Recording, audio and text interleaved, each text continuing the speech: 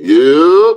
What's going on? Thanks for joining us on another episode of A Different Day with Jah and Neci.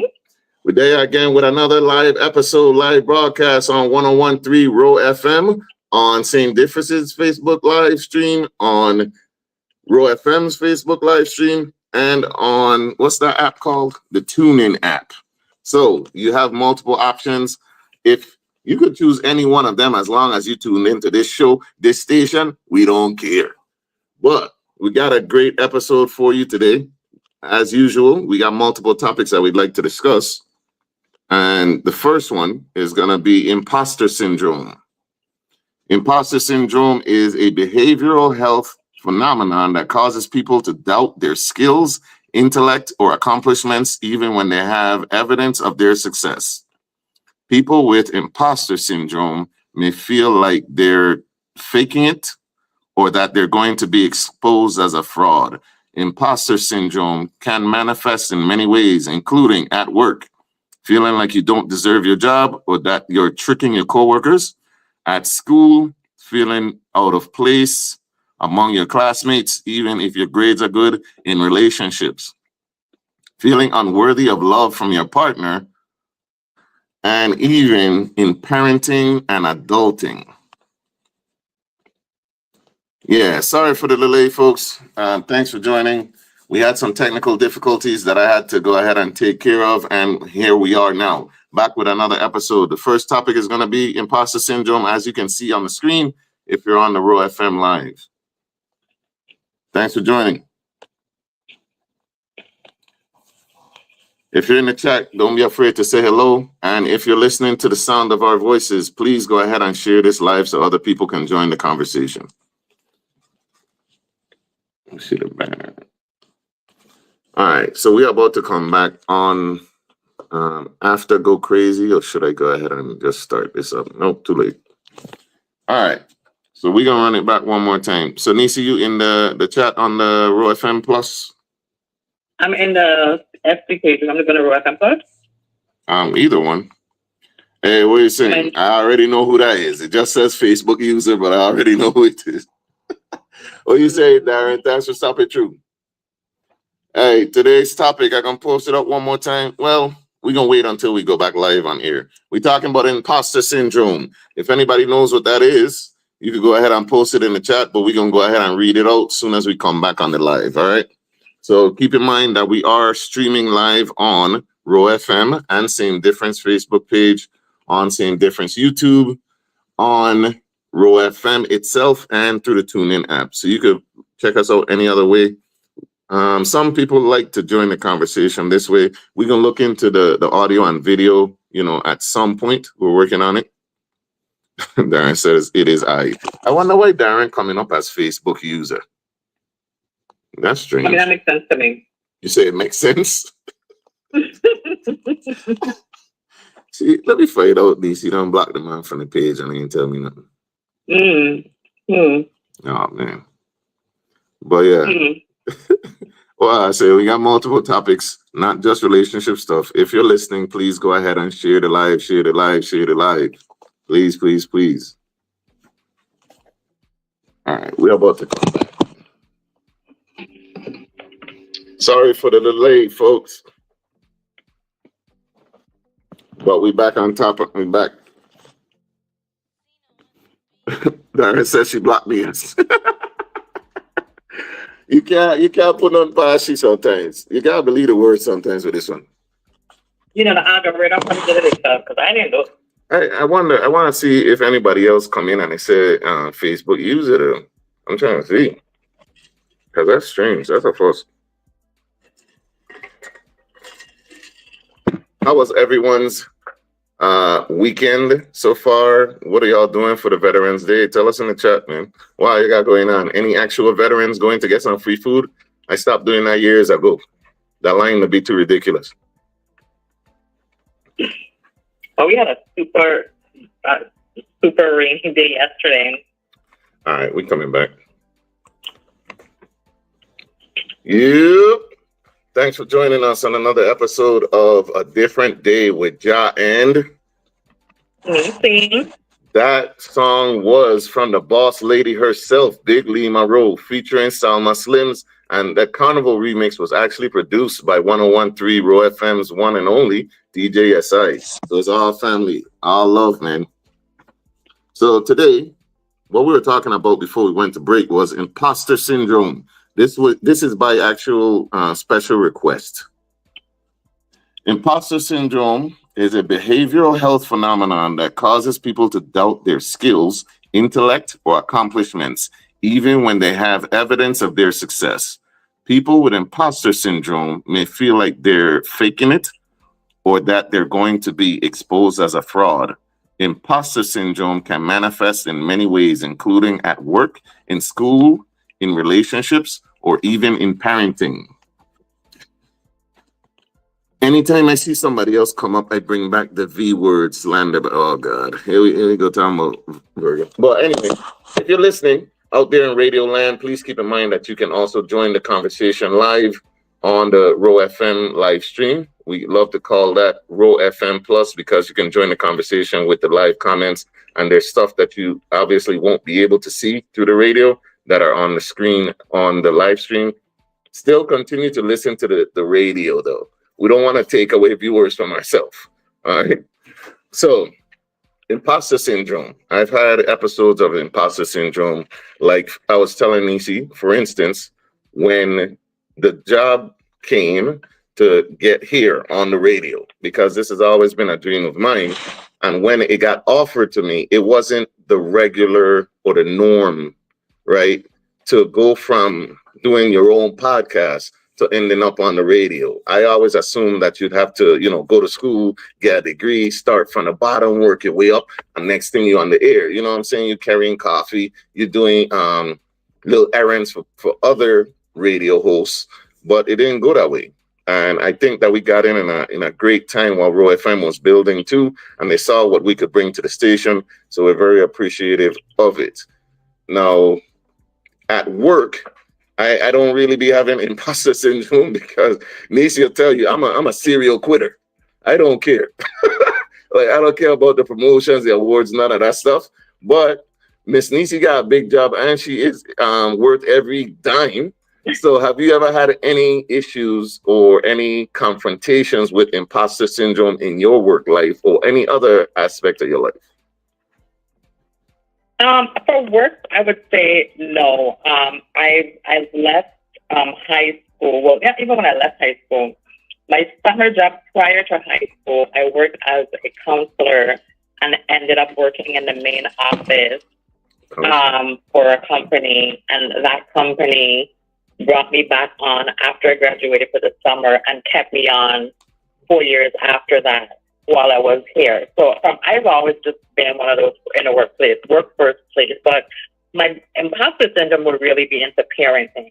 Like I mentioned before, it's just not my, making the butter cookies from scratch on the Sunday and, packing the lunches with the nice notes and the signs and the arts and crafts projects at home. And, I'd be like, that's just really like amazing. And I wish that that's something I could tap into, but I just feel like for the most part, I had to really force some of it, fake some of it, and just work on the rest, But luckily for me, it worked out on my part. And I'm grateful to have the respectful young adults that I have and that I raise. And even seeing them sometimes, I'd be like, I ain't know why I raised these kids. But apparently I did. So I definitely have that with my kids, for sure. And I don't think we think about that, having imposter syndrome coming up as a parent, right? But it's real because we have these expectations in parenting. We see all these other expectations that are put on us, and we expect that because everybody in the parenting realm, of course, they know what's best, right, for your children.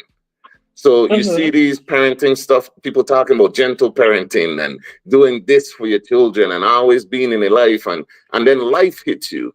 And it's like, I don't know if I could give my children all those stuff. I want to, but can I do that and be there for myself, be there for who, if you're co-parenting or if your significant other, y'all still together in the house, like you gotta be there for them and work and all this other stuff. Can you go ahead and make baby food from scratch? You know what I'm saying? Like all those expectations, you can put yourself into a situation where imposter syndrome takes over your mind. So maybe, is there anything we could tell the parents that might be feeling that way now?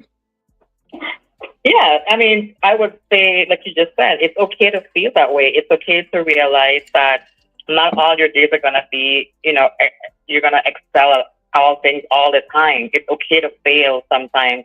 It's okay to don't even want to do it. It's okay to take a break. It's okay to drop the kids off by someone responsible, of course, and just take a weekend for yourself and whatever you may need to do to recharge, to continue to go. I would say, I had a really amazing circle around me that helped and supported me. Even when you do have support, sometimes it's still hard. So I don't want to undermine that it's not hard, even when you do have a great support team. But just realize it's okay. It's okay to not be okay. It's okay to feel like you're not doing this well. It's okay to feel like you're failing at this.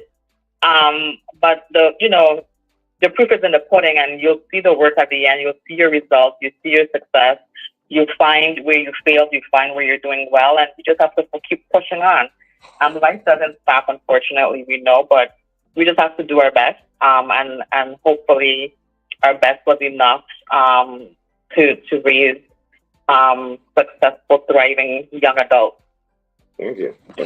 That's great advice for any parents, any maybe new parents that might be expecting a child, because that's a thing too. That's a terrifying experience. You're pregnant, it's your first child, you don't know what to expect, and again, you have expectations put on you, maybe from your parents, your significant other's parents or something, and they're telling you what you should do, but there's no parenting guidebook.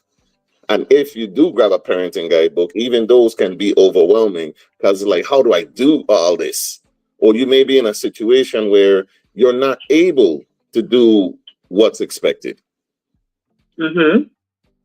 So for those just joining, the topic we're going over, per Kita, Fast Life Kita, aka Kita on the track, she specifically requested for us to do something on imposter syndrome, because it's something she's experienced and I've experienced. I think we all have. I'll go out on a limb and say that we may have all have experienced imposter syndrome at some point in life. So what is it? Imposter syndrome is a behavioral health phenomenon that causes people to doubt their skills, intellect, or accomplishments, even when they have evidence of their success. People with imposter syndrome may feel like they're faking it, or that they're going to be exposed as a fraud.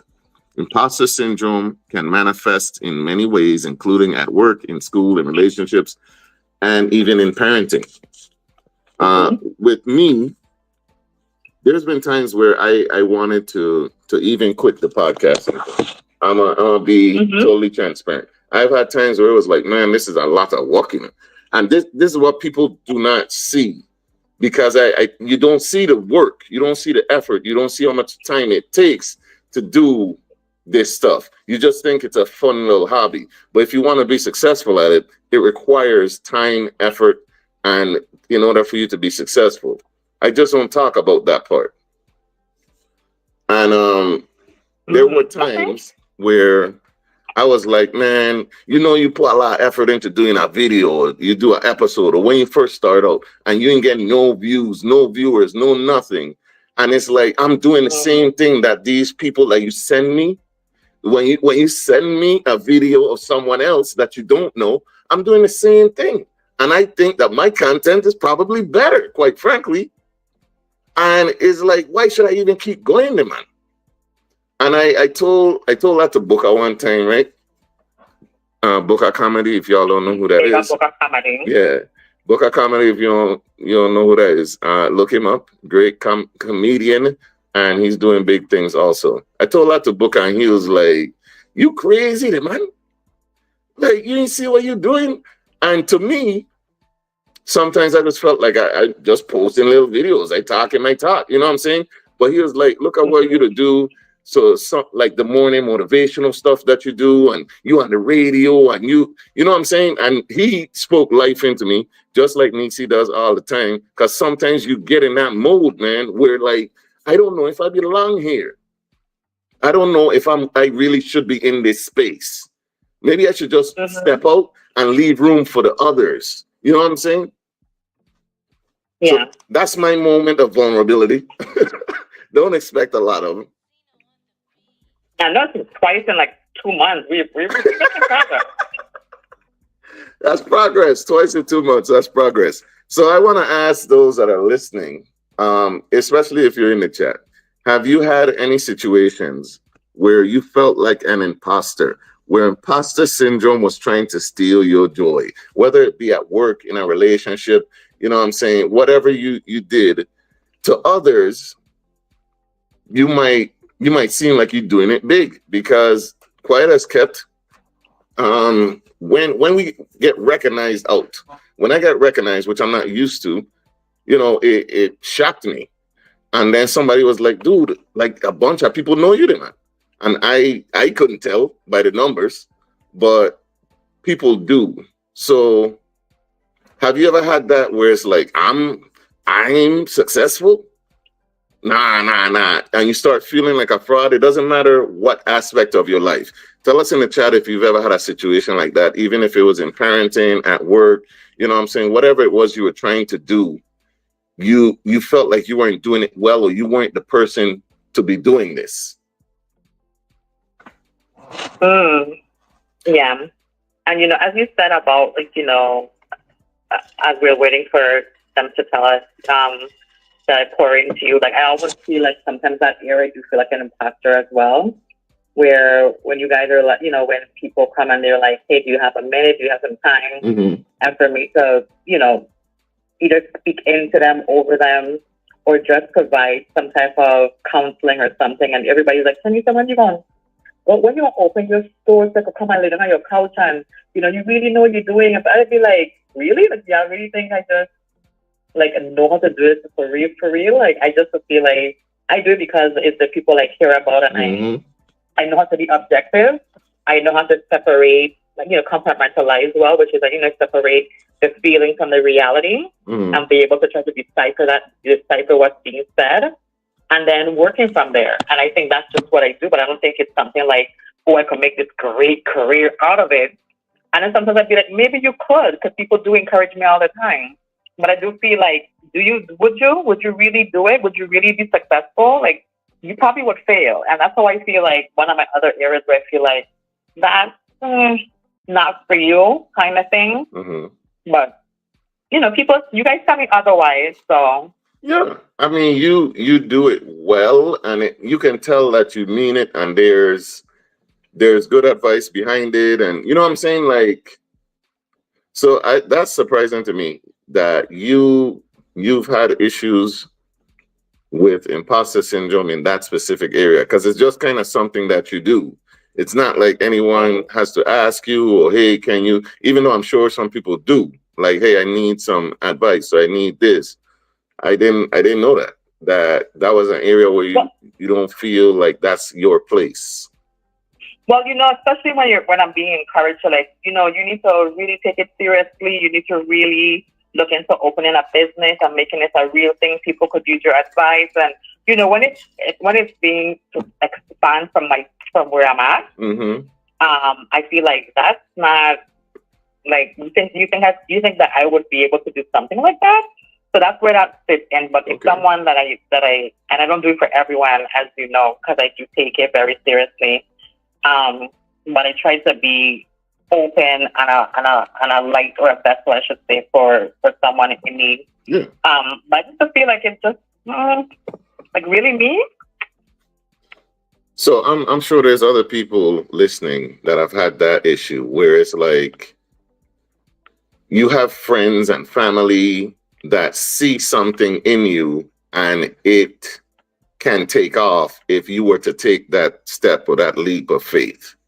And I would like to be that word to encourage anyone listening to go ahead and take that leap of faith. You know, the funny thing about success looks different for every single person, right? Success is a tricky thing, because what one person deems success might be money, cars, clothes, and women. What another person might deem as success is, my children have been raised to be good people, and that's enough for me. Some people find success where it's like, I am good in my job, I'm able to pay my bills, and I can live comfortably.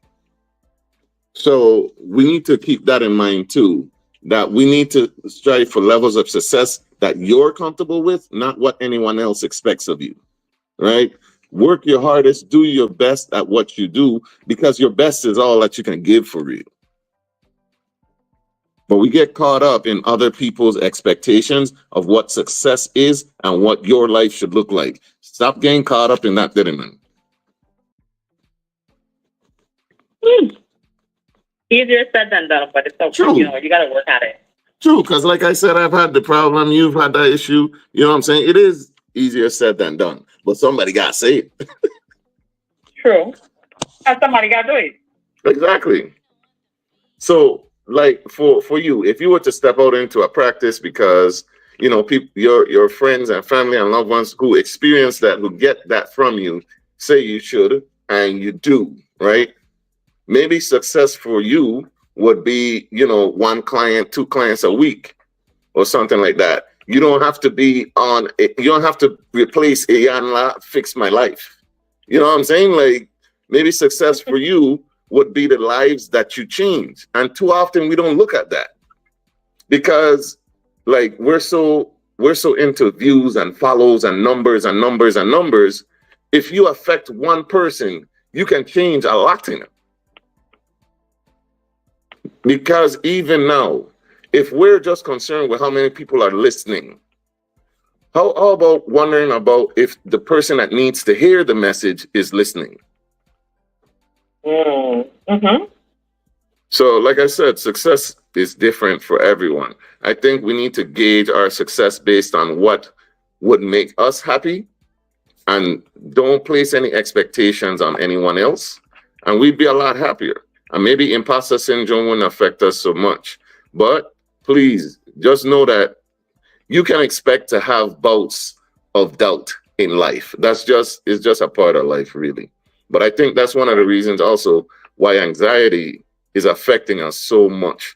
I don't know. You tell me what you think. I feel like anxiety and anxiety attacks and talking about being anxious and stuff like that is something that wasn't really talked about a lot. But I don't know if it's affecting us more because we have all these different expectations, and we're blasted with images of what quote unquote success looks like. Yeah, I would say it's more tied into the constant ability to have that feed into you through all the different socials, through the news, to conversations where you're just getting so much information, or you can get so much information. It can be overwhelming. It can cause anxiety. You know, looking at things when you're hearing can cause a global issue and things like that. Those things trigger you because global means, can it affect me? Yeah. Will it affect me? Will it affect my loved ones? You know, so it's definitely, I would say it's more, anxiety is definitely more at play with a lot of things. This election definitely caused a lot of anxiety as well. So I would say so, because you can get 24 hours nonstop of information fed to you about a bad thing or a good thing. True. And that's a lot to consume. All right. Hey, on that note, keep it locked right here on the #1 station in the U.S. Virgin Islands, and pretty soon further beyond. We'll be right back on this episode of A Different Day with Jah and Neci. All right. Keep it locked. Don't change that station. Yo, check what I was saying. You know what happened? Yesterday I was at work, right? And I don't be talking to my coworkers, and they just started like They just started talking about how my voice needs to be on a late night radio show, and I need Your to. coworker Yes, I that you need. don't interact with? Yes, because I said I don't know. I said like good morning, and we had like a little slight conversation. I was in a good mood, and they talking Wow. about, Okay. yeah, you should narrate a spicy audiobooks, and I'm like, y'all some freaks, man. Like, well, like this ain't Smart a. reading is smart reading is a real thing that's taking over these women. Okay. It is. I mean, ever since what was 50 Shades of Grey, right? Ever since 50 Shades of Mm. Grey, like we seen into how these older housewives, and you know what I'm saying, they bored, they want some spice. But I'm like, yo, ain't this a HR thing? Ain't this harassment? What are you telling me? You see, all I'm seeing is Facebook user. They ain't lying. They ain't lying. You see, I can't even see you saying that. Probably for the best. I hope he ain't darn. That's all I can say. I hope he ain't darn. But yeah, it was kind of uncomfortable. If I can admit, I'll be honest. It was a bit Was it uncomfortable. uncomfortable the conversation? Was comfortable like your coworkers were talking to? Both actually, but mostly the conversation, because it's like, no, it's like I really ain't feeling like to talk because they're gonna keep commenting on this thing. You check what I'm saying? These older white ladies, like, uh, uh. But yeah, I just wanted to tell her that, and it was funny because they don't even know that I have a radio show for real, and I don't want to mention it. And then one of them was like, "What's your TikTok?" And I just give her that side glance, like, "Relax, you getting too comfortable." Mm. Yeah, man. Like you think you doing? She thinks you're doing it on the side then. They don't know that I do it. I did tell her, and she was like, can you play a clip or something?" And I tried to play the clip, but I ain't had no signal. So, and then she started asking for my socials, and I'm like, me, you know, if I want you following me, man, I'd be talking about some topics I don't know if I want you to hear, and then bring it up at work. That's right. Mm-hmm. True. That's gonna be talking for the audio. You go ahead. Yeah, Mm-hmm. nah, nah. But what we were talking about, guys, before I branched off into another topic, was imposter syndrome. We get a couple other topics that we do want to touch on. What I do want to ask, how are y'all doing after the election results? Can you tell us how are you doing in the chat after this election results? I know people will be stressing. How They better save it. They got 4 years to go. 4 years. How are you feeling after the election results? The presidential election, I'm not surprised. I figured she would have not won, but I wanted her to win. But I also figured she would have won the popular vote, which she didn't. She did. So there's a lot of people she did not. Yeah. So there's a lot of people right now. I honestly think there's going to be an investigation into the whole election thing. There's some audio coming out from between Elon Musk and some other people where he already he called the election about 4 or 5 hours before the election was even finished about which state he was going to win and how much he was going to win by. Yeah. And people are now trying to find out how did he know that, if it was rigged. He also made a post a few months ago about anything is hackable. Yes, anything can be hacked. So people are starting to put things together, and then they're looking at some of the states where they primarily went blue in terms of the governor and the different seats, but went red for the president, which typically if you're going blue, you go blue all the way. So it's just kind of some things they're looking at, especially. And the other thing they're looking at is she had one of the largest voter registration in history of the presidential election, but they didn't get the majority of the vote. So it's gonna be a mess. They're gonna be a mess one way or the other. That's all I can say. Yeah. Locally, we had our election too, and that went we got three new but one returning senators in the 6th district of St. Croix. I think Frankie is his first term, if I'm not mistaken, as well as Huberto is his first time as well. And then a returning would be Kurt Bailey. And then we had Maurice, Nobel Francis, Kenny Giddens, and I am still missing the other person. I'm trying to see if I can pull up the results or no. Yes. I'm sorry? I'm trying to see if I could pull up those results or no. Yeah, I'm missing a person, I know for sure. Yeah, but so there was 4 returning, 3 new, but 1 was a previous senator before. So we'll see how that works out for thing for it. People wanted a clean slate, but I don't think a clean slate was the right idea. You don't think so? You definitely, I feel like you need somebody with, I do feel like somebody with experience needs to be there. For sure. On the St. Croix side, because then it'll just be top heavy on the St. Thomas side. It is all new, but hey, that's my take on it. I do feel like they need to have somebody there that understands the process, knows done it quite a few times, and can be able to guide the new incoming senators and get them up to speed, so they can jump in and make real changes for a territory. Thank you, Clifford Joseph. Thank you so much. Yep. It's Clifford Joseph I was missing. Is the other new person. Okay. I'm trying to look it up right now. I hope this is 2024. We coming back in a little bit. So let me. Can you? Do you know the site to go to? Are you able to go to it to pull it up? We could talk about it a little bit. Which site? Where are we going? Do you know which site to go to talk about? So we could talk about it a bit. What are we talking about? The election? Yes, the election results. How people feeling about it and whatnot. Well, I have the results for the top 7. You mean the entire list? Yeah. Well, we coming back. We could use that top 7. Okay.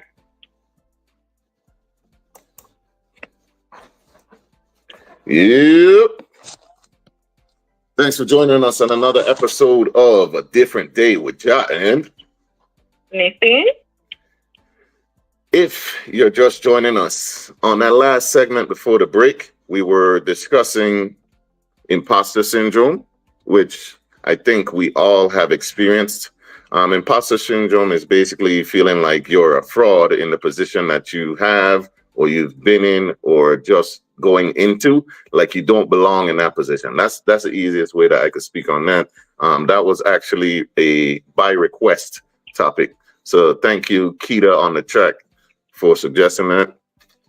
But what we want to know now, right, to everybody listening, how do you feel or how are you feeling after the most recent election results? And we're not just talking the presidential election because there's so much strife and anger there. We're talking about in the USVI also. And Neci, can you go ahead and tell us those results, please? Sure. So for St. Croix, we have Kurt Bailey that came in. Over returning senator. He was previously a senator. He's returning. We have Clifford Joseph, Nobel Francis, Kenny Giddens, Franklin Joseph, Huberto Frederick, and then we have Maurice James. Is that multiple Josephs? Is that what I heard? They got multiple Josephs in there? Did I put multiple Josephs? No, it's a Clifford Joseph. Mm-hmm. I said Kurt Bailey, Clifford Joseph, Nobel Francis, Kenny Giddens, Franklin John. I'm sorry, I said Joseph. I did say Joseph. You're right. I'm sorry. I gave him the wrong last name. I apologize. Them Joseph's popular. That's okay. And then we have Huberto, which is a new candidate, and then returning with Maurice James. Thank you. Only one female back in for St. Croix. Congratulations to all those that are new and incumbent senators. Congratulations, you ran a great race. And to all those, even though you didn't make it, you ran a great race and you did your best. Congratulations on even attempting, because some people just talk and sit on the stoop all day, but you came on the porch. All right. How are you feeling about those results? I'm gonna be honest, I ain't gonna call the names. I'm glad one person didn't go in because they did not have the experience. And like my boy DJ SI says so often, that this and the next election is going to be crucial to the U.S. Virgin Islands, and we can't have nobody trying to learn the government and how it works for any of their term. Like, we need people with experience and a plan. There's too much going on, and the U.S. Virgin Islands is at a pivotal point to where anything or the wrong steps can push it over the edge, because we're seeing how abysmal the issues are, and they're just getting bigger. But sorry, I think I cut you off. What are your thoughts on those election results? No, I do agree. I do agree that every seat is crucial. I'm actually surprised by one particular candidate that's there. But what's done is can't be undone. So hopefully they're going to jump in ground running, and be willing to ask for help and get help, and to leverage themselves to be able to better our St. Croix community. But I just wanted to go through and give some additional seats after the top 7. So as well. So again, it was Kurt Bielli came in number 1. Clifford Joseph was 2nd. Noel Francis 3rd. Kenny Gittins was 4th. Franklin Johnson. Then Hubert Frederick. Maurice James was the number 7th slot. After her is Diane Capehart. Sam Carrion. And then Oakland Benta. So that is your top 10 slots. I know they were waiting. I don't know if the mailing votes and all of those are already all tallied in. I haven't seen where it's like the final result as well. So hopefully that's all done. It's all finalized. I want to be sure that I say that. I didn't see it. If it's finalized, it's finalized. Awesome. But that's at the top. That's the top 10 seats. And we've seen, I would just say there's just a difference of a couple votes between some of these slots. That makes a big difference. One of them is just 80 votes. Another one is just hopefully that's all done. It's all fine. Those little numbers make a big difference in your placing. So going out to vote is important. St. Croix had, I think, over 50% of their registered voters actually participated in the voting process, which was great. But St. Thomas had a very poor turnout in their voting. I'm not familiar with their senators personally, but I can't say who they were. So St. Thomas District, that would be Milton Potter, Alma Heiliger, Dwayne DeGraff, Marvin Blyden, Carla Joseph, Avery Lewis, and Ray Francisca. So that's their top 7 candidates for St. Thomas in that district. Okay. And then, of course, I think the delegate, of course, got back in by a landslide. And then by a landslide. Stacey Plaskett. Yeah. Go ahead. Stacey Plaskett got back in by a landslide. And then, of course, was the seat at large, which is the St. John's particular seat. That one went back to Angel Bogus, who was he retained his seat in that district. Okay, thank you. What are why do you think even Virgin Islanders seem more stressed about the presidential elections than the local ones? Well, I think people are more stressed about the presidential than the local. I think it creates a bigger impact, and there were bigger things at risk this presidential election than ones before. They all run a similar campaign. Before. Typically, I'm never worried about if it's the Democrat or the Republican president that's going to get, the candidate, is going to get in.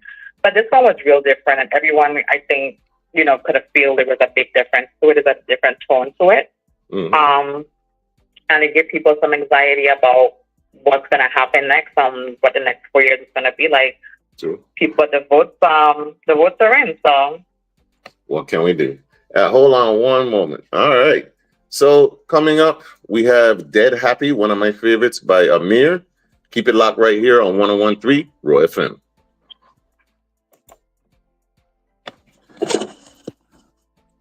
All right. So, so the votes are in. People are even doubting those votes, which is, they're doubting that. So what we don't have to worry about, though, since Trump got in, is another January 6th, because we know the Democrats ain't gonna do nothing like that. So that's good news. You know what I mean? But I think to have another January 6th, it'll just be a different version to it. Really? Mm-hmm.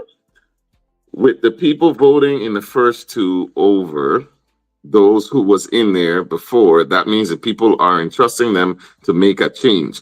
Hopefully it happens. We really need it. Now, I agree with you. When you elect someone, you're putting your faith in them that they're going to get into office and do what needs to be done, right? I agree there. What I also believe is that the people need to hold themselves accountable as well as their elected officials, because it takes all of us. The community as a whole has to get together. That includes government officials, that includes every community member. Like the PTA, PTO meetings and involvement in community actions and town halls and all of that stuff. We all need to be involved in it. We need to get the word out. And we need to participate. We need to be more active in our children's lives and what's going on community-wise, not just fetting. That's kind of a big deal for me. Cause you don't have to ask nobody to fet. Not you. Not me, for sure. Not me. But I agree with you. You know, the people that you elect, they're important, and they need to get in there and make a change. I hope that they have a plan. That's the important piece right there. I hope that they have a plan, right? Because I know Neci disagrees, but I believe that there should be a minimum requirement that is higher than where it is. Not just that you're of a certain age and you're a resident and like, I think a high school diploma or something to be a senator. I think you need to have some sort of civics training, some sort of degree or some sort of experience in government, at least, before you can run. But Neci disagrees. Can you tell the people why you disagree? First of all, I don't disagree with you. Why did you think I disagree with you? Because you've disagreed with me. I did not. You disagreed with me in the past. What? Okay. All right. Well, tell me how you feel about it. Well, I know who did disagree. She was on the morning show. She disagreed. Then she touted that she's the best candidate because of her degree and experience, which I thought was crazy. But Neci, how do you feel on that topic?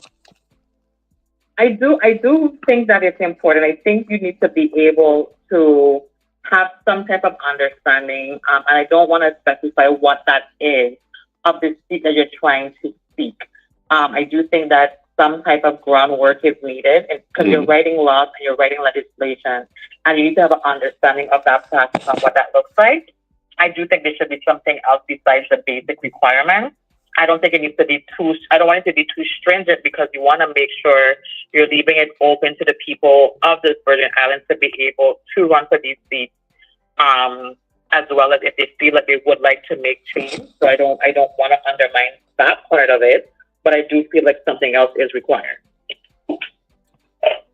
I would invite people, a commenter says, I would invite people to check out Cane Cutters, because they gave the breakdown with the candidate grades, with various grades, including experience and community service. I'll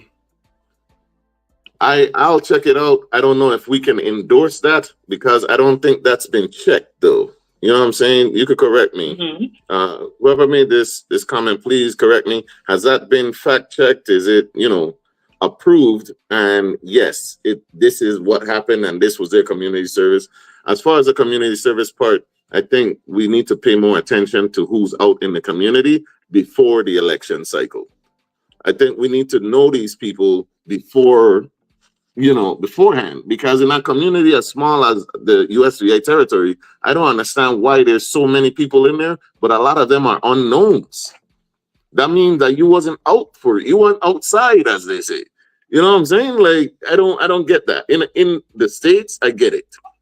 But in the Virgin Islands, these are your neighbors. Like, they live with you. Why you don't know these people? That's strange. That's a sign. That's a red flag to me. What do you think, Neci? Yeah, I think yes, people gotta know you, and then you have to make an effort to go out there so people know who you are, and not just election cycle. I mean, like on a continual basis. There's a lot of names that were on the voting ballot that I had no clue who they were if they were standing in front of me to be able to pick them out. And I thought that was real crazy, but that's just the reality. I also know that it's a hard time financially this year. There wasn't a lot of on-the-ground campaigns like I typically would have seen, or even headquarters for people to come out to. There were headquarters, but there weren't a lot of headquarters for people to come out to and get information. I do want to say I commend the community. There were a lot of people in the community that put on events to showcase and to invite the candidates so we can have a better view of who these candidates are. So, kudos to the community members who made that possible with the different forums to have these candidates. It was helpful for some and for others. And we appreciate the civic duty. Awesome. I can't say because I saw their work, but they did have a rubric on how they graded. Totally agree. There were some names on that ballot, and I said if they can be on that ballot, then I should too. Yeah, I was like, we coming back. Hold on. Yep. Thanks for joining us once again on 101.3 Row FM, the USVI's #1 station. You're listening to a different day with Jah and Neci. What we were talking about before the break was we got a little bit into the politics, not too heavy because we want to keep our jobs, but we wanted to know, how did y'all feel about the election results? We've got some comments in about that. I would invite people to check out Cane Cutters because they gave the breakdown with the candidate grades with various grades, including experience and community service. If you wanted to learn, get some background on the candidates, 101.3 does not endorse that because we do not know if that has been background checked, right? I can't say because I saw their work, but they did have a rubric on how they graded. There was some names on that ballot, and I said if they can be on that ballot, then I should too. With the people voting in the first two over those who was in there before, that means that people are entrusting them to make a change. Hopefully, the change happens. We really need it. Now, me, I was saying that the people that got in, thank you, congratulations. And we do want to see that you're working, right? And the community members who elected you, they also need to be involved in every aspect of this and holding our elected officials accountable for what they do and what they don't do, right? We need to understand that we can't continue to be guided missiles with no GPS. Jah, what do you mean by that? I mean, you can't just be on fire and blowing your fire and trying to blow up everything with no means or location. You don't know who should be targeted or where you should even hit for real. You can't be mad because you can't be mad at the senator because your trees aren't cut down near your house. You get what I'm saying? Like we need more focused and targeted anger. Like our rage needs to be focused and targeted at who's at fault, and we need to go through certain channels to put that out. What do I mean by that? Maybe just making a post on social media isn't as far as your outrage should go. There are channels when you're having an issue with what's going on and you don't like it, you should go ahead and go that route. But first find out who is responsible and who do I talk to. Don't just automatically say it's the senators. You get what I'm saying? Agreed. Yeah, we put too much responsibility in their hands, and it's not their responsibility at all. But that also leads back to the question that I had. Do you think that there should be minimum requirements, or the minimum requirements, because there already are some, they should be raised to run for Senate in the USVI? Because apparently this isn't just in the Virgin Islands, but in the States as well. There's a lack of knowledge of civics. And I'm in that soup too. You know what I'm saying? Like, I don't know as much as I should about the government. But if you don't even know the 3 different branches of government, we need training. And I think that someone going into office or running for government should at least know these things also. They should know about laws before they go and try to make them. I think that's common sense. Like, you just jump off the porch one day and you running for Senate to be in the legislature, which makes laws, and you don't know how a bill is made. There's a problem with that to me. I would you. I agree. But the process is there for the citizens of the territory or the state to be able to join and represent their state if they do so. Mhm. But I do agree when it comes to writing laws, there should be some additional things that anyone can be able to. It has to be an achievable thing Yeah. that anyone can be able to achieve in order to do certain, like the senatorial seat, for instance, that you're passing laws. Yeah. A governor's seat is different, Yeah. versus a mayor's seat or a district seat. So I just want to clarify for the senatorial seat, we do because they're writing laws. It should be something else. What that is another story. Correct. Now, for me, I already have a certain standard. Like, for any job, you need minimum experience in the job and or education. So I think there should be an education requirement or experience requirement at least. That way, you know what I'm saying? Like, you could go to UVI for free at a point, depending on your residency and whatnot.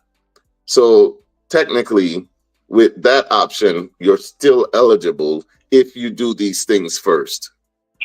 But people might disagree, which I have had a person disagree that was on the station. But I just thought, that's what my thought. For any job, but not to create laws. Okay. All right. So we're gonna lighten the mood, man. We're gonna lighten the mood with some other topics. All right. What should we do first?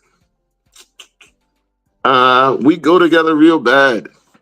Let's start there. No, real bad. So we go switch gears over to relationships. I know some people might not like it, but me personally, I believe that there should be a conversation had before you go into a relationship. In the VI, once you go to the movies, are you there together? I don't think it should be that way, because a lot of people have ended up in relationships before their time. I think there needs to be a conversation.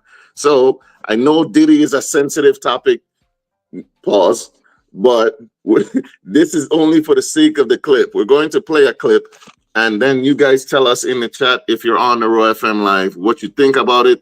Is that cool? Was she too forceful or what? I feel like you single, well, we go together.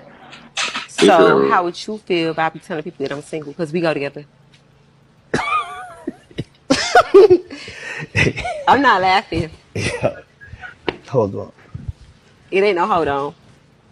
We go together now? Real bad. Whatever you say. I like that. Did you hear it, Neci? Real bad. We go together real. No, that was cute. That was cutesy. You know what I'm saying? Like, And he agreed at the back end, so it wasn't like, I don't know. If a man responds with laughter after you said me and you there together, and he's like, whatever you say, I don't know. It sounded like sarcasm to me. Like he didn't really mean it. It's like, sure, whatever. So if I said sure, like we there together for real, or just in your mind? I mean, that's not for me, but I did like the cuteness of it. Yeah. Keep in mind, this is prior to Baby Oil Diddy that we know now. All right, because Carisha has been quite silent.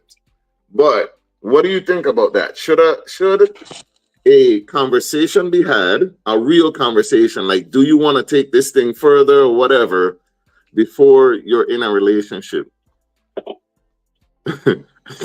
Of course he didn't mean it, a commenter says. Of course he didn't mean it.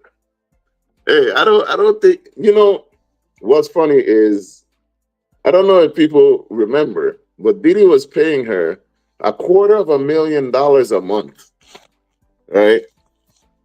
So it was being cheered for when they found out about it, because of course women were clapping for that, and it was energy, you know what I'm saying? And they were so happy, only for us to find out that was hush money.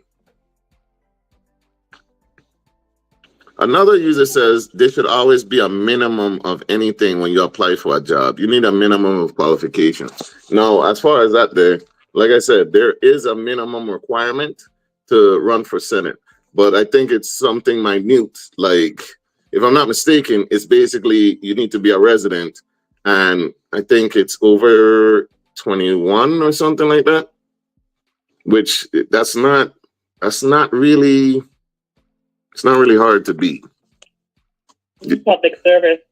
Yeah, you just need to exist past 21, pretty much, on island. So as far as a conversation, should a conversation be had before you get into a relationship? Well, I want to say absolutely a conversation should be had. Should it be had out of the gate? Not always. I do feel like if you have a clear intention and you know what you're doing, you're dating with a purpose, you don't have to be too detailed, but you could definitely voice it like, I don't want to waste your time, but I am dating with an intention of marriage or a long-term commitment, whatever. If that's not what you want to do, I respect it. You could just cordially, end that now or move on and put it out there. I think it's important to put it out there and then see how the person responds. If they said, they don't want that, great, then no ties, it's good. If the person agrees, you have to watch their behavior to see, are they agreeing just to be around you, or are they agreeing because they're on the same path that you're on and they want to possibly take that journey with you. And you have to be able to tell the difference between both. When that happens, sometimes, like you said, we end up, you feel like going to the movies, and then it's like, oh, we together, but really, there should be more of a conversation because if you're doing things like you're sharing your time with a person, you should be able to just ask certain basic questions, and I think that's important. I agree. You should have a conversation because too often there's people that have their own standard, right? And that standard isn't across the board. That's your standard. You know what I'm saying? Some people say it's after we have intercourse or we're intimate, we in a relationship. There definitely is people that's like, nah, we still dating or we just talking. It's like what I'm saying, and you don't want to end up in that situation where it's like you think you with this person, but then months down the road, they acting like, hey, why are you still single? You don't want to be asked that later on when you think you got a boyfriend or a girlfriend. Ain't nothing worse than that. Yes, conversation is needed. It's important to be on the same page. Now, Neci, you have said that it shouldn't be done from the onset, but then your example sounded like that was something like from the time you start dating. No, what I said was I don't think the conversation needs to happen from the onset unless you're clear that the purpose of what you're dating, and you can share that with your person. If it's for marriage, if you're like, hey, I'm celibate till I'm married or whatever. If some people just want companionship, some people don't always want to be in a relationship per se. They just want someone to spend. There's different reasons people go on dates. We all know. But I'm saying is if you have a clear reason, you know what you're dating for, and you have your purpose, and you know what it is, and you don't feel like wasting your time, definitely from the jump. I mean, I would say that before we're even going out on a date, before you ask me to be like, hey, I'd be like, hey, before we go out and we make any plans, I just want you to know I'm dating. I'm dating with a purpose. I might have a clear intention, and I respect if that's not what you want to do, and I want to give you a chance to take an out now if you want to do that. And so if they take the out, great. But if they don't take the out, it's also up to the person to be able to decipher. Did they say they want to do it because they really want to get to know you and possibly take that journey with you, or they're just using you, because we all know that coin goes two ways. So you have to be able to try to pay attention to do that if you know. And sometimes if you don't, maybe you don't know. And that's why I said, you know, it don't have to happen, but if you know, then you can have the conversation. Sure. Give me. But once feelings pop up, you gotta revisit it. Hold on one moment, chat.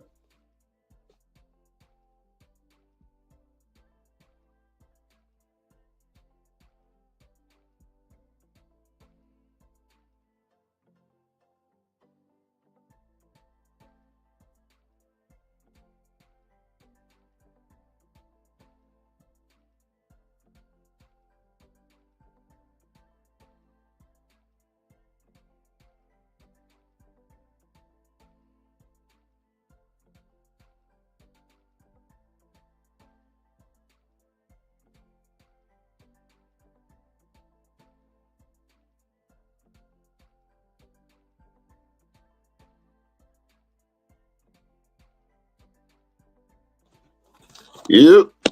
All right. So you were saying that when feelings pop up, right? That's when things need to change. But feelings don't necessarily happen at the same time. You know what I'm saying? So when you say when feelings pop up, feelings on any person's end, or how does that go? No, what I'm saying is, if you're just dating and it's progressing and you realize that I might have genuine, real feelings for this person, and you guys did not have the conversation up front about what you're doing, you need to be able to say, circle the block and be like, hey, I know what we're doing is great and it's whatever, but I'm starting to have feelings and I don't want my feelings to progress if that's not something that we both want, and have that conversation. I know it's never easy to have conversations, but I feel like if you have the ability to give your value to a person, you should be able to ask some basic questions to the person you're giving your value to. True. No, let me ask you this, and I want to ask those in the chat, right?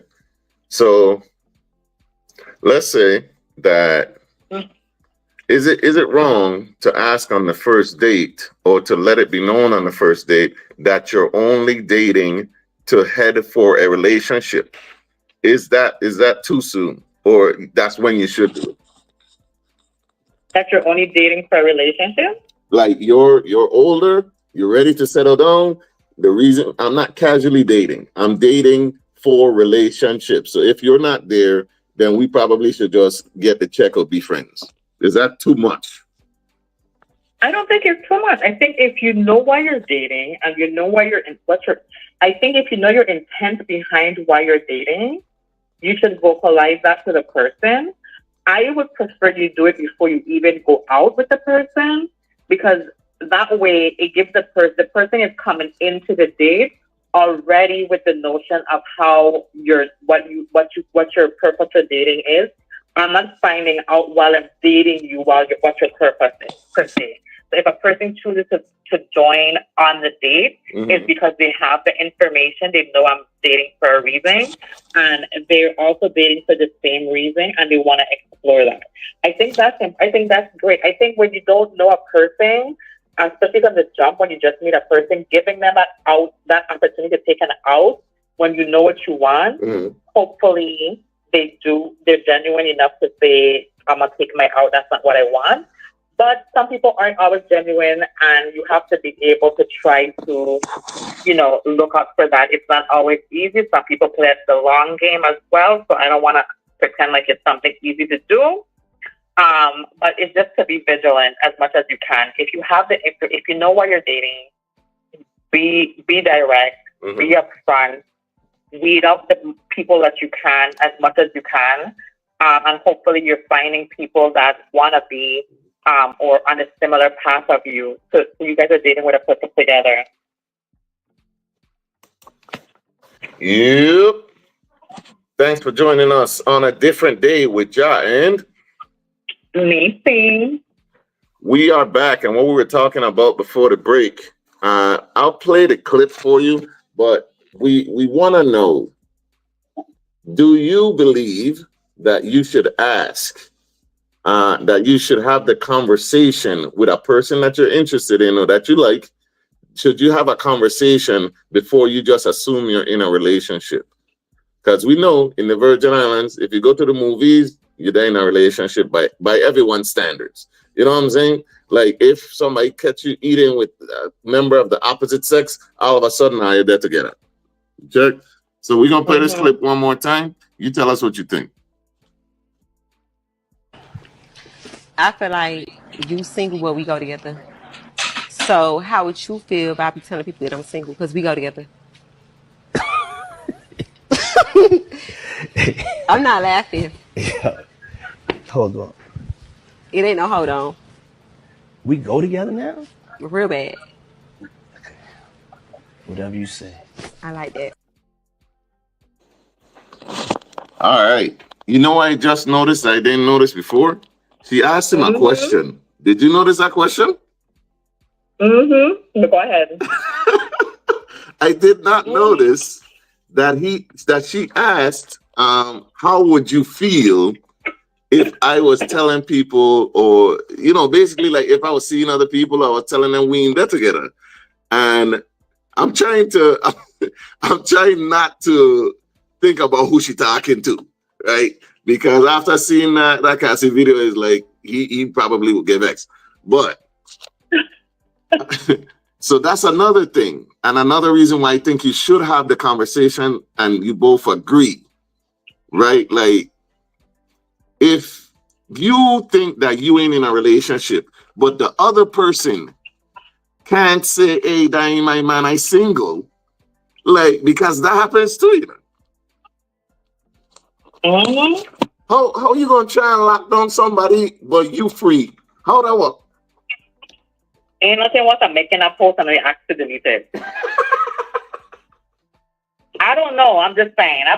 You don't know personally. I don't know personally, but I've seen some examples.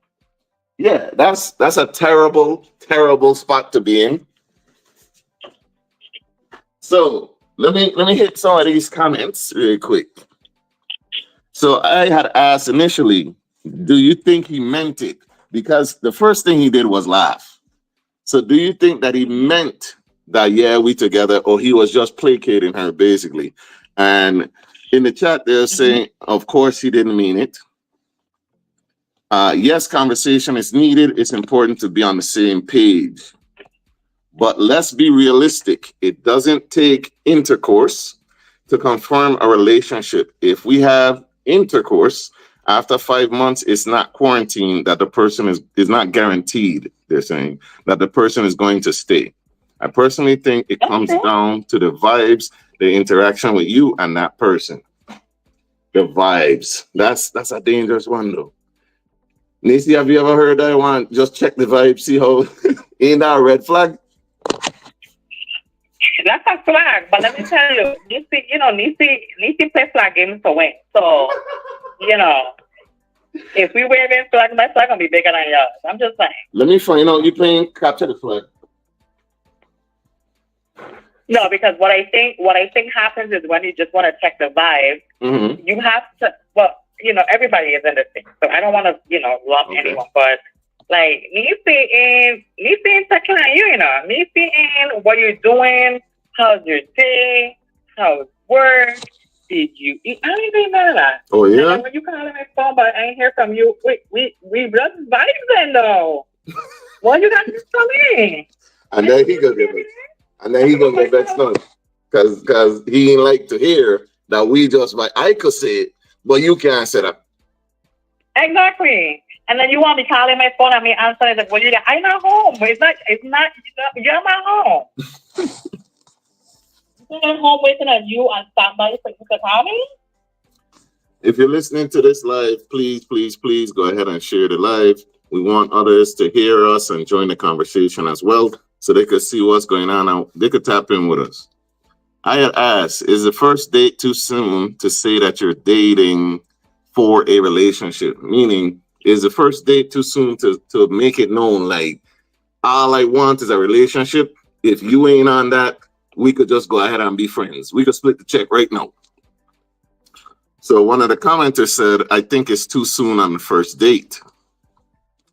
No, it's not. If you know what you want, you put it up front. Another commenter says, always be true to yourself with what you want. Agreed. I remember I dated a girl and we did 2 dates in 1 week and she started asking, what are we, as in relationship status? No, that's quite the predicament to be in, you know, and they don't wait until they're laying on your chest, playing with your chest ears to ask you. You know what I'm saying? And it's like, man, why she got ruined it? It's the vibes. It's actually ruining the vibes, man. Laying where? It's going home. You going home. Okay. You check the vibes, the movement. Saying that you want a serious relationship from the beginning is like showing your hand while playing dominoes. Interesting. What do you think about that one? You heard it? I don't agree with that 100%. I don't agree with that. I see, if I know what I want, if I go in a store and I know what I want, I'm gonna buy what I want. If what I want is exactly what I expect it to be, I'm a purchase it. So if I know I don't want to mess around with no red flags, and I want to mess around with no mommy boy, and I know kind of dude, or I'm just giving examples. I'm not judging anybody. I'm just saying, if I know I don't want those things, why would I entertain those things knowing I don't want those things? Like them girls that said they don't want to go, they want to go Applebee's for days. They want to go Root Crate. I've been Root Crate. Don't even get me started on that. Don't get me started on that, because that's a whole other topic. I've been other places more expensive than Root Crate. But I'm just saying. But, you know, I've been Applebee's too. Yeah. And both are good. And sometimes you just want Applebee's. You know what I'm saying? Sometimes you don't want all that. That's simply an answer to be the bomb. And the 2 for 20. Sometimes it's just a 2 for 20 day. You take what you say? That it just happens to be the 2 for 20 day. That's what you're saying. Sometimes, you know, if you go at a certain time, it just doesn't happen. But that's an interesting position to saying that you want a serious relationship from the beginning is like showing your hand while playing dominoes. Like I don't okay. You don't play dominoes to win. The dating game is to win. But in dominoes, you don't want the person to know where you stand. So you keep your cards close to the chest. When you're dating, don't you want the person to know where you stand and you stand on that? I want to know. I'll show you my domino. I'll use the same domino example. The domino is I want something serious. Is I come here to play to win. It's a tournament. I come to win the tournament. Yes. You know I'm here to win. I ain't telling you my tactics to win. I ain't telling you what I'm looking at to see how I could win. But I know you will know I come here to win. So yes, saying that, hey, I'm looking for something serious and long term, that's all you have to say. When they ask what you're looking for, examples, something serious and long term. Because when you give them too much examples, that's when you're showing your cards. When you start to say, he has to be this and he has to be that, or she has to, that's when you start to show your cards. But if you just know, hey, I want something serious and long term, and that's my intent to dating, that's good. And then if you realize through the game that they're not it, and you'd be like, I can't play dominoes with you no more because you're not really on the level that I play on. And I just want you to know that I'm going to remove myself from the situation. That's it. I don't have to necessarily tell you what my cards are. I just let you know I'm here to play this game and to win. So I just wanted to just use that example since it was provided. Yeah. So it doesn't necessarily mean because you say something means that you're showing all your cards. You could be very generic in saying that. Correct. No, I agree with you wholeheartedly, because we need to make that, we need to put down that defining line, right? Like if you're just getting to know someone, there are certain things that they need to know up front. You check what I'm saying? Like with the dominoes thing, they don't need to know nothing, because from the time they guess anything, that could throw the game for you. Now in dating, it's strategy, yes. Is it a game? I don't know if I want to say that. But you have to date strategically And there are certain things that you need to be transparent and upfront about. And like Neci said, you can't just tell them everything. You have to tell them what you need them to know. Like from the jump, I ain't playing no games. I want a relationship. Not even saying that I want it with you, because I don't know you. But that's the goal. It's not just to fill my bed. You check what I'm saying? So the person does need to know that. If you are just casually dating, let them know.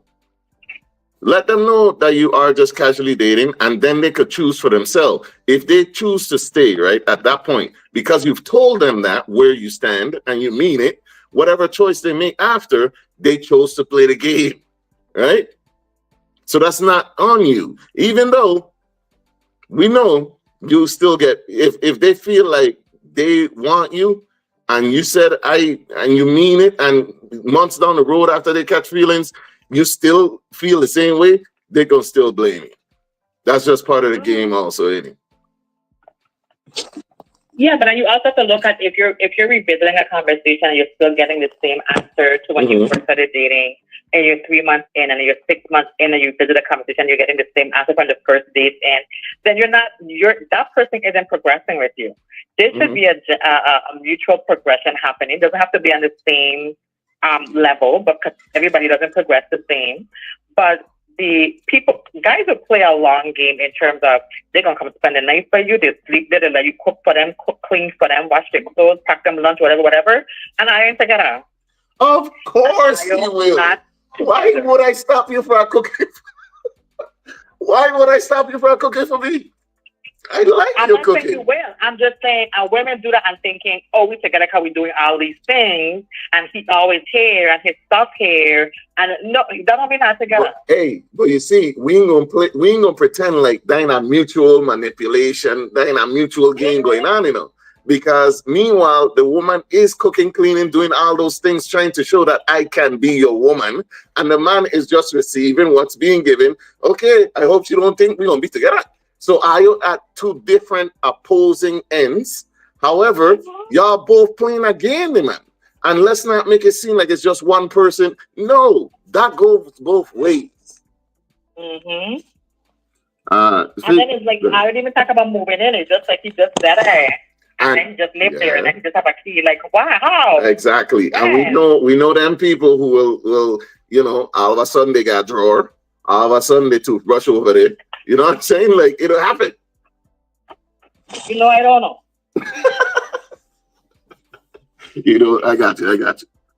Another commenter says, oh, no, we ain't running down nobody. I just checking your vibes, your movement. Well, yeah, that's what dating about, really, to see where you stand, if we vibe, if we connect. And yeah, exactly. That's what it's about. And we don't chase nothing, not even liquor on here. But most men will say, yes, even though all they want to do is smash and dash. I think you should see if this person is going to be consistent.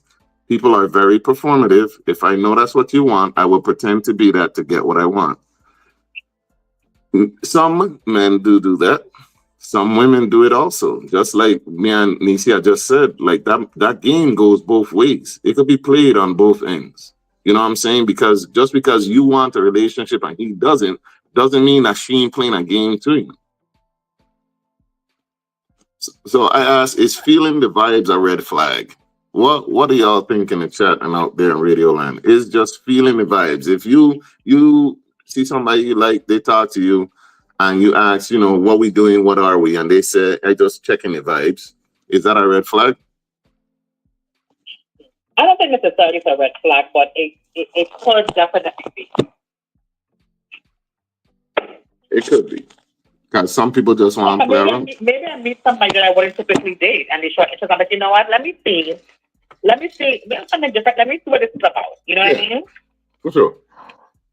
Now, another commenter says there's too much competition out there that's making relationships not as successful as it used to be. Is that true, Neci? What do you think? Competition? They say competition. They say competition, yes. There's too much competition out there that's making relationships not as successful as it used to be. Hasn't there always been competition, though? I would say, yeah, I feel like I wouldn't say a competition. I would say that there's opportunity, like the opportunities are in Access. abundance. Correct. Where I don't have to actually sit here and work things out with you because I could just check my DMs and somebody might be in there. I could go out on a date tonight. Mm-hmm. Versus when we didn't have social media and stuff like that, where you don't really connect with people that much. You know, you really used to invest in the relationship that you were in. Yeah. So, I was great. I was in there. Correct. The opportunities are in abundance. More so than they used to be. Correct. Mm-hmm. I understand what they're trying to say about there being too much competition out there. Mm-hmm. I don't think that's why relationships not as successful. And the reason why is because I don't know if we can. I don't know if we have the numbers on that. You know what I'm saying? Like maybe we just seeing too much. You get what I'm saying? Now we could see real time when a relationship starts and how long it lasts up until it ends because everybody overshares. You get what I'm saying? So do we know that our grandparents, you know what I'm saying, the parents before them, they used to last? You know what I'm saying? Like, do we know that? Did they stay together for certain reasons? Is social media the reason and competition? I don't know.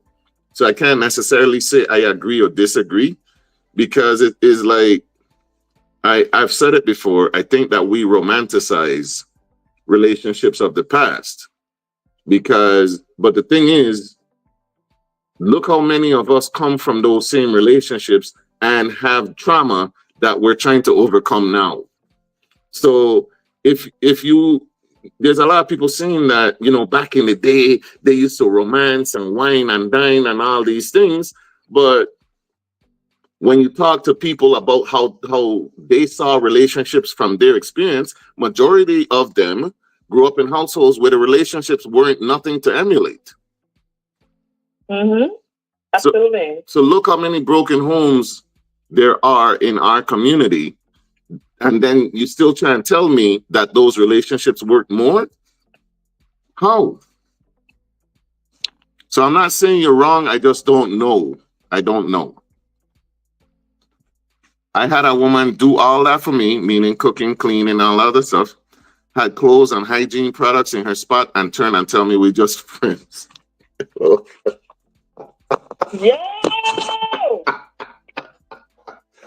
Let me find out the woman that playing games too. Yeah!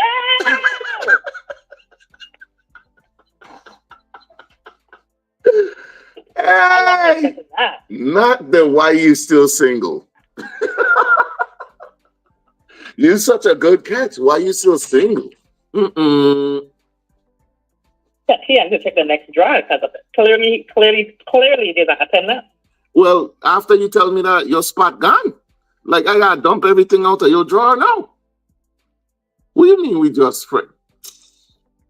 But you're in my place, so really, I'm sure you got to pack your stuff and go because you're feeling hurt. You sharing bed, you sharing all type of thing. And I just, oof. Talk about a bust chest. That's 1%. That's one right there. Son? So you see? You got to recuperate for that one. You see? It's not just men out here playing games. And women got options too and access. So let's not pretend. Another commenter says, feeling the vibe is not a red flag. Some of my longest lasting relationships started off that way, with a vibe. Just feeling it. Okay, fair enough. Not necessarily. It could be that the person is trying to tie up ends before moving forward. When you say tie up ends, what do you mean? You gotta explain that one there. You mean like they still kind of in a situation, or what do you mean? Because you shouldn't even be dating if that's the case. Maybe they're trying to tie up ends. Neci, any idea what I mean? No, I need some to elaborate on that. I don't know if they're going back to the competition statement or they're going into what we just talked about with the comments from the guy who bust his bubble. Yeah, let us know what you mean. Give us some clarification when you say not necessarily. It could be that the person is trying to tie up ends before moving forward. Competition don't bother me because I know what I bring. Plus, I date multiple women honestly and transparency. Another commenter says, no, that's a plot twist. You hear? That was a plan. I was not prepared. No, that's a red flag. Oh, it's a flag now. You see? Women have more options than men in dating. Now, this I can disagree with, especially in the USVI, because I have numbers. You want to hear the numbers? Drop them. Yeah, he's supposed to say yes. Neci, just say. I said drop them. Drop the number. According to the last time I Googled it, what are the ratios of men to women? In the U.S. Virgin Islands, to every 100 women, there are 87 men. You hear me?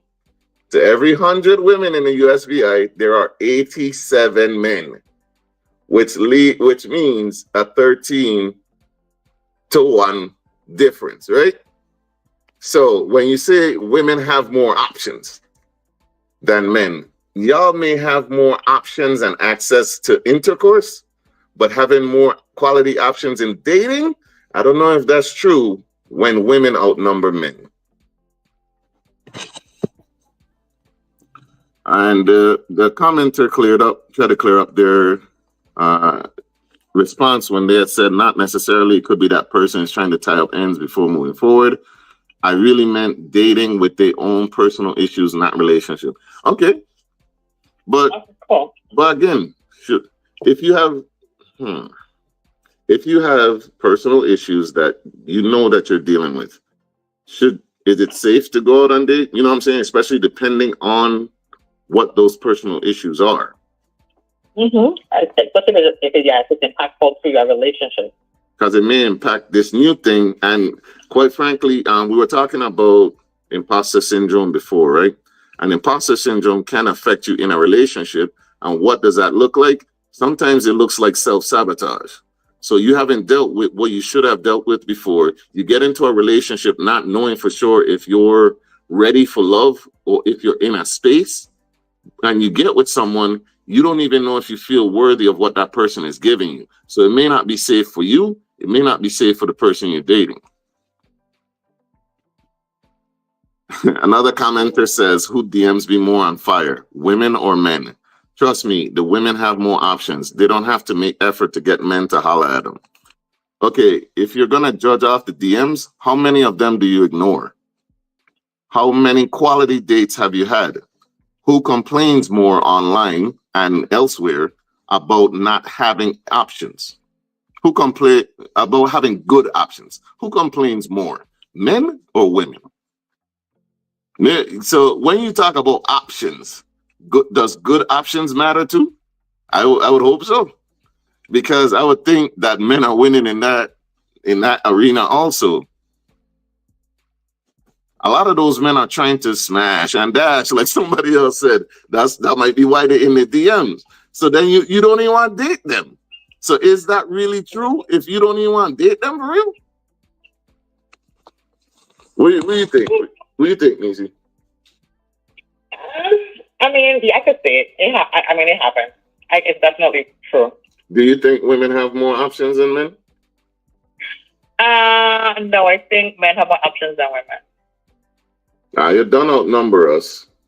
You don't hear men complaining a lot about not having options or. I think even though we outnumber the men have I would say most men's qualifications for going on a date are far below women's qualifications to go on dates. Correct. Like they will take a girl from McDonald's or IHOP or the waitress or whatever and go on a date with her. She ain't taking the waitress to go on a date with him. She wants 6'5", would be 6'5", blue eyes, finance, whatever the bank call. Yeah. I ignore all of my DM messages, even block them when they try calling me through the app. You see what I say? Like the app, and then dating. Are those options to date? You know what I'm saying? When they DM you, and all the things we gotta consider when we think about it. But what we like to do now, cause it's coming time for us to have to wrap up the show. What we want to do now is we want to highlight a member of the community every week. Let me read this comment first. It's because all the women now all want 6 foot plus men, and it's only 10% of the population. That's why they have low options. LOL. I had never had an issue with my height in the past, and I'm not 6 foot, so I can't relate at all. But I do. I think it'll be the loudest ones complaining online, and we think that's the majority because they're the ones that we always see. But I could be wrong. You could be. All right, so we're gonna highlight the difference maker of the week. This is a new segment, and if from now on, if you have a difference maker, somebody making a difference in the community that you'd like for us to highlight, go ahead and DM Same Difference, and let us know that you want us to highlight them on the show. But who we're highlighting today is gonna be Bianca Acevedo Francis. Shout out Bianca Acevedo Francis as our difference maker of the week. Why are we highlighting Bianca, you may ask? We're highlighting her because she's a staple in the community, and she, along with being a mother, wife, entrepreneur, serial entrepreneur, if I'm not mistaken, she's also a philanthropist. She's done things in the past for the community, like the Pass It Down School uniform donation, where you can donate at Ultra Nutrition and Christiansted, her business, where you could donate uniforms along with, I think Malika Lopez, I think Malika was a part of it too. Yeah. Where you could actually donate school uniforms to pass down to children that needed some. She's also a part of the Christmas toy drive, and this is yearly. This is not just once or whatever. She does this all the time. Christmas toy drive in league with West Girl and their Kidsville. This is this year. And also, she started the prom giveaway, where she was taking donations to get them dresses, their hair, nails, shoes, everything done, which we participated in as well. She and her husband are not only a beautiful couple, but they're doing it big in both of their careers and all of their businesses that they have going on. So shout out Bianca and Wilbur Francis, all right? Because Wilbur is also a pillar in his community and in his career, which is law enforcement. So not only is she a mother, a wife, serial entrepreneur, and a philanthropist, she's also a podcaster, most recently with her bestie, Yamalis King, which has just started the Besties Unplugged podcast. So check that out if you haven't already. So shout out our Difference Maker of the Week. And again, if you want to nominate someone for Difference Maker of the Week, go ahead and DM Same Difference. Also, follow Same Difference on Same Difference on Facebook. It's at Same Difference 2022 on IG. On TikTok, it's same_difference_pod. And on YouTube, it's VI_very_own. All right. And also follow 101.3 Row FM. You can tune in to us and all of our other DJs and radio people, like coming on in the morning, DJ SI, Bush T in the morning. We got the Bushman on Sundays before me. And we, listen, just turn your station to 101.3 and don't move it no more. All right, because we're doing big things. All right. Congratulations, Bianca. Congratulations. Neci, do you have a message to leave with our listeners to take them through the week, an inspiring message? I do. Are we ready for the message of the week? We ready? Okay, so this message of the week is about your attitude. Attitude is a little thing that makes a big difference. Your attitude definitely presents itself before anything else. It can be the difference between a person greeting you in your time of need and helping you versus thinking and making you stand by. Your attitude is a representation of who you are, to represent yourself the best way you possibly can with a positive attitude. All right. On that note, we gotta go. Thank you for joining us on another episode of A Different Day with Jah and Neci. Make sure you tune in every Sunday from 4 to 6 p.m. That's VI time. Starts at 3 p.m. Eastern Standard Time. All right. We love you guys. We out. Peace. Peace. I think this Darren. Darren said Neci with a quote about attitude. That's definitely that. Yep. All right, folks. Go ahead and share the live, please. We appreciate you. Go ahead and let your people know about a different day with Jah and Neci. We'll be here next Sunday, 4 to 6 p.m. Peace.